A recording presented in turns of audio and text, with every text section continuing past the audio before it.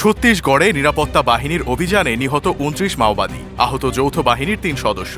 ভারতের ছত্তিশগড়ের কঙ্কর জেলায় রাজ্য পুলিশ ও বর্ডার সিকিউরিটি ফোর্স বিএসএফ এর যৌথ বাহিনীর সাথে এক সংঘর্ষে মঙ্গলবার ২৯ জন মাওবাদী নিহত হয়েছে। গত ৮ বছরের মধ্যে বিদ্রোহীদের বিরুদ্ধে এটি সবথেকে বড় অভিযান জানিয়েছে রাজ্যটির কর্মকর্তারা। স্থানীয় পুলিশ জানিয়েছে, বিনাগুন্ডা কেরাগুট্টা জঙ্গলের কাছে স্থানীয় সময় দুপুর ১:৩০টার দিকে গোলাগুলি শুরু হয় এবং প্রায় ৫টা পর্যন্ত বিরতিহীনভাবে চলে। অভিযানের পরে এলাকাটি তল্লাশি চালিয়ে ঘটনাস্থল থেকে ২৯ মাওবাদীর মৃতদেহ এবং বিপুল পরিমাণ AK-47 কার্বাইন রাইফেল, অস্ত্র ও গোলাবারুদ উদ্ধার করা হয়েছে। নিহতদের মধ্যে মাওবাদীদের ঊর্ধ্বতন নেতা শঙ্কর রাও রয়েছেন বলেও শোনা যাচ্ছে। একটি পৃথক বিবৃতিতে বিএসএফ বলেছে, সুনির্দিষ্ট গোয়েন্দা তথ্যের ভিত্তিতে অভিযান চালানো হয়েছিল।